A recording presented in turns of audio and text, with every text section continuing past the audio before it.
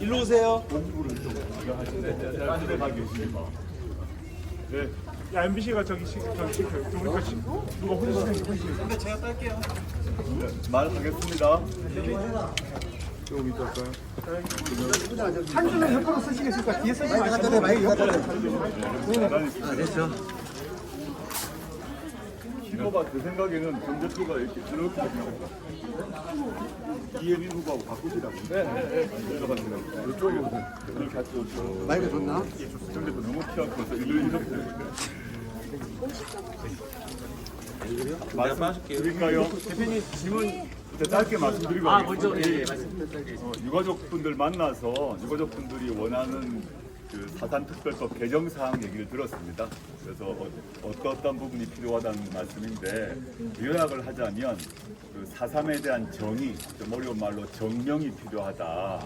지금 현재 법으로는 소요 사태라고 되어 있거든요. 이 소요 사태란 말이 상당히 부정적 의미가 있지 않습니까? 그걸 바꿔달라는 요청이 있고, 그 다음에 4.3에 대한 그 4.3의 유가족 또 4.3 사태에 대한 각종의 그 역사적 왜곡 행위에 대해서 현재는 그 처벌 규정이 없기 때문에 5.18 특별법처럼 처벌 규정을 좀 추가해달라 이런 말씀이 있으셨고, 세 번째는 그 트라우마 센터가 있는데 그 예산 지원이 좀 부족한 것 같아. 예산 지원을 좀 더 강화해달라 이런 요약을 하자면 이 세 가지 말씀이 있어서 저희가 이제 그 문제를 충분히 수용을 해서 추후 국회에 가게 되면 특히 여기 이제 두 분이 그 우리 정춘성 후보와 신장식 후보가 제주와 직접적 연고가 있기 때문에 두 분을 통로로 해서 법안을 만들 생각이고, 또 당연히 저희만으로 법안을 통과시킬 수 없기 때문에 민주당의 의원들과 힘을 합해서 법안 개정을 하겠다라는 말씀을 드렸습니다. 오늘 그 유석회와의 대화를 요약하자면 이 정도고요. 질문답을 하겠습니다. 본인의 소속과 성함을 얘기해 주시면 그걸 따라서 제가 하든지 다른 분들이 하든지 그렇게 하도록 하겠습니다.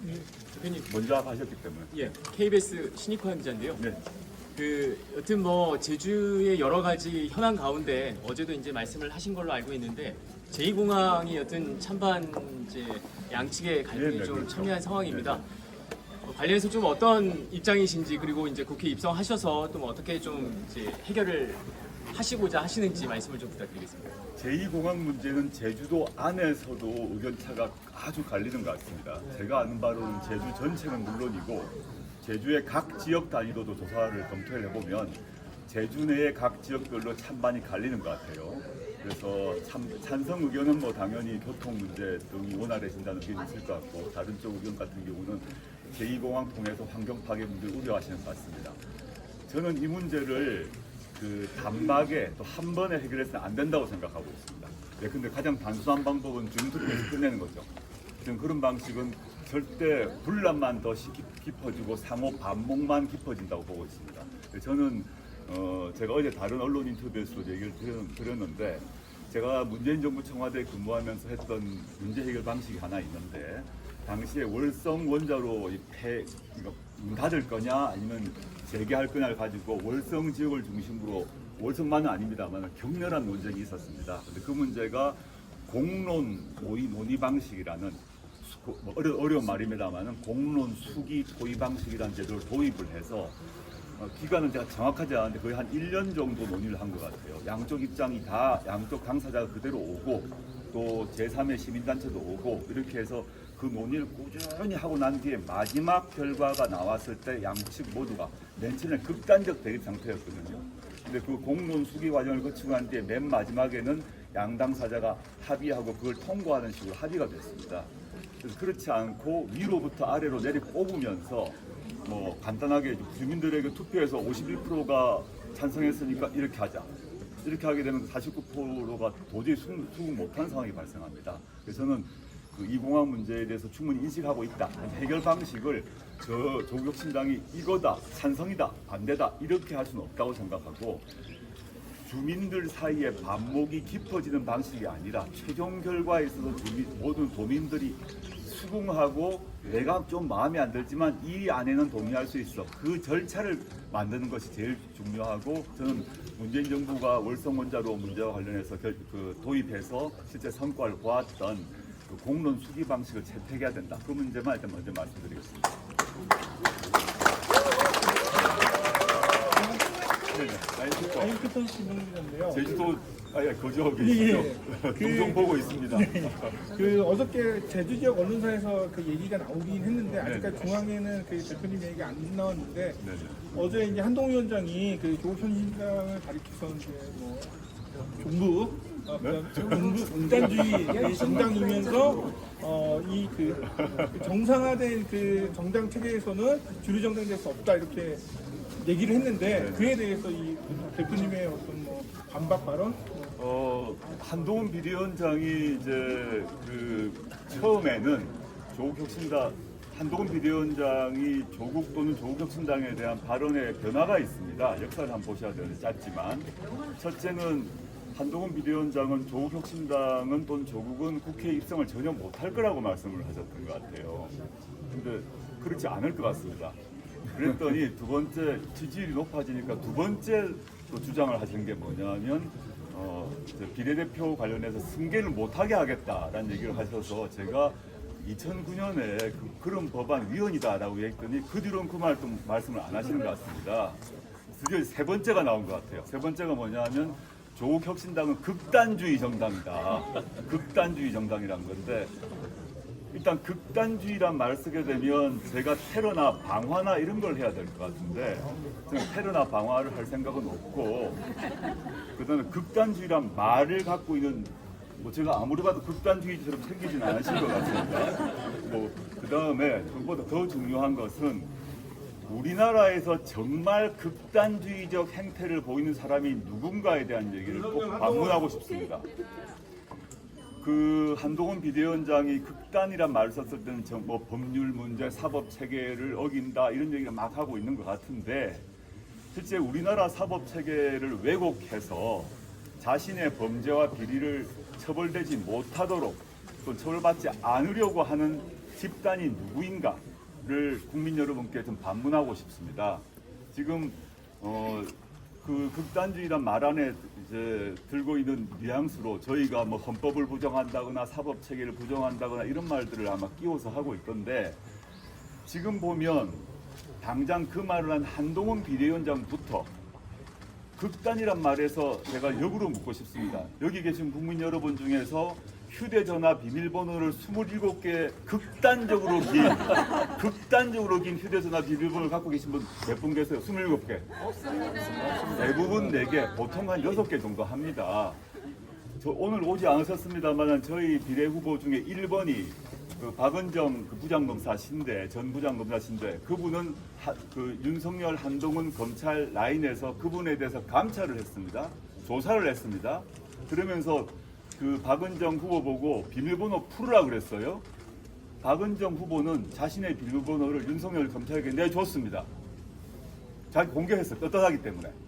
그런데 한동훈 비대위원장은 왜 첫 번째 27개라는 극단적으로 긴 휴대전화 비밀번호를 왜 했는지 일단 그걸 반문해 주십시오. 여기 계신 분들은.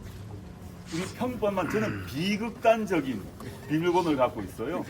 그럼 27개의 그렇게 긴 번호를 한 이유는 설정한 이유는 숨기고 싶은 것이 그 휴대전화에 있기 때문입니다.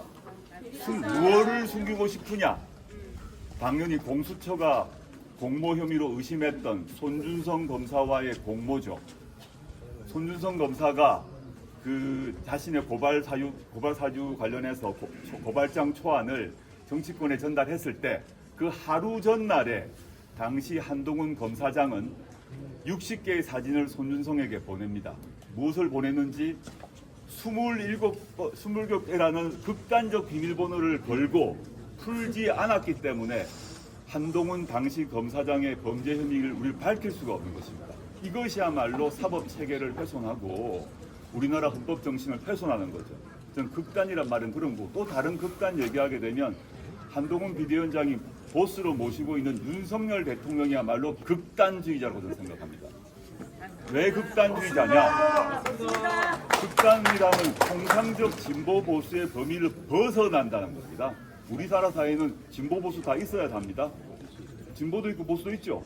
근데 극단이라 하면 그 외곽을 그 범위를 넘어서야 되는데 단적인 예가 뭐냐? 우리 쉽게 당장 아주 가까운 예만 보게 되면 대통령의 핵심 참모인 시민사회 수석이 언론인에 대해서 사심위로 허벅지 쑤신다고 했습니다. 이게 극단이죠, 극단. 이거는 그냥 사태로 끝날 일이 아닙니다. 언론인에 대해서 겁박을 하고 협박을 한 거거든요. 형사처벌 대상입니다. 우리나라 판례에 따르게 되면 협박을 했을 때 협박 상대자가 겁을 진짜 먹었는지 안 먹었는지 중요하지 않다라고 우리나라 대법원 판례가 되어 있습니다. 신 후보님 맞죠? 네. 변호사시고 저는 교수니까 우리나라 협박죄 판례가 있습니다. 그 협박을 받았던 그 언론인이 뭐 덜덜덜 정말 그렇지 않아요. 고지를 하면 핵칼로 허벅지를 찌른다, 2번 찌른다 말이 겁나는 일이에요. 그걸 말했다는 자체가 협박죄입니다. 이렇게 도대체 대통령의 핵심 참모가 사심이 칼로 언론인에게 두 번의 허벅지를 찌르니 마르니 이게 극단주의적 행태예요. 그리고 진보 보수가 모두 합의했던 홍범도 장군의 흉상을 뽑아서 옮기겠다는 것이 극단적 행태입니다. 저는 그래서 한동훈 비대위원장이 저희 보고 극단주의자라고 얘기를 하는데 저는 그 옛날에 국가보안법 전과가 있어요. 옛날에. 근데 우리 이혜민 후보가 극단주의자처럼 생겼는지 극단적으로 멋있다. 그 정도만 다 하겠습니다. 할 말은 많은데 너무 길게 하면 뭐 안 될 것 같고 그 정도 다 하겠습니다. 네, 그 제주 MBC 이따금 기자입니다. 이- 이따금. 예. 네. 이 따끔 기자요. 한글이신가요? 아 예. 약간 제가 헷갈려서 혹시나 잘못 들었나 해서 했습니다. 네. 그 정춘생 후보님께 좀 여쭤보고 싶은데 제주 출신이신데 네네. 당선된다면 제주를 위해서 좀 어떤 일을 하고 싶은지. 제일 먼저는 아까 무적 간담회에서 나왔었던 그 4.3 특별법 개정에 그 도민의 의견을 모아서 제일 먼저 1호 법안으로 내고 싶습니다. 그러니까 그 대표님께서도 말씀하셨듯이 그 왜곡이나 아니면 이제 허위사실 유포나 이 부분에 대해서는 다시는 그런 일이 없도록 처벌 조항을 반드시 만들겠다 그런 말씀을 드리고요. 그 피해자 저희 외삼촌도 돌아가셨거든요. 사상 두 분의 외삼촌이 돌아가셨는데 그 피해 사실을 저도 아주 늦게 알았습니다. 그러니까 그 피해 사실을 말씀을 못할 정도로 그런 상처가 있었던 저희 가족이었고요. 그 사상 그 피해자 유족을 지원하는 그리고 치유하는 이거에 대해서는 누구보다 앞장서서 나서겠다 이런 말씀드립니다. 요즘에 말이 나온 만큼 우리 그 신 후보님도 외삼촌 얘기를 조금 하시는 게 공개도 하시는 게 어떻네요. 저는 뭐 그 외가가 애월이고요. 공식적으로 피해자가 아닙니다. 왜 그랬는지는 잘 아실 겁니다. 통일되기 전까지는 신청할 수 없다라고 5.16 이후에 겪었던 유족으로서 5.16 이후에 어떤 신청이나 이런 행위를 했다가 겪었던 아픔이 있어서 통일되기 전에는 신청하지 않으시겠다라고 하고 결국은 신청 못하시고 돌아가셨거든요.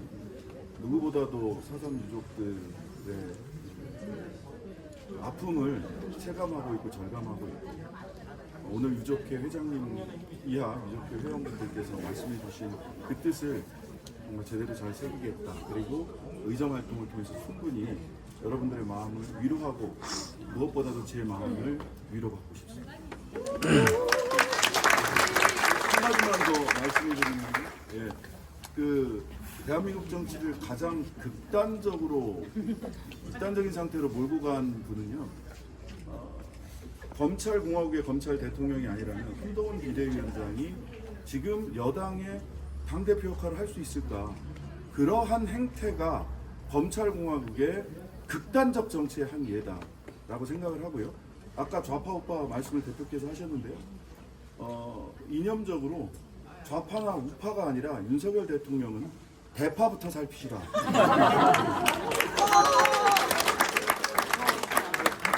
극단 관련해서 하나만 더 말하자면 아까 빼먹은 게 있는데 4.3을 말씀하셨기 때문에 지금 4.3에 대해서 국민의힘 그 대전시당 후보 그 다음에 현역 태영호 의원 등이 4.3에 대해서 폄훼 발언을 하고 있습니다.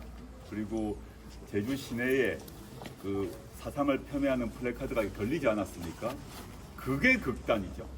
그게 극단인 거죠. 극단이란 말을 함부로 쓰지 마라 생각을 하고요. 저는 극단이란 말을 써서 자신들의 극단을 감추려고 하는 그런 말장난이라고 생각하고, 한동훈 비대위원장은 자기 집안 단속부터 하고 자기 집안 국민의힘에서 4.3을 폄훼하는 그런 발언하는 사람들에 더 징계를 하든가, 그것부터 자기 집안 단속하고 저희 당에 대해서 뭐 언급을 했으면 좋겠다. 저는 뭐 초조한 건 알겠는데 집안 단속을 했으면 좋겠다 싶습니다. 네.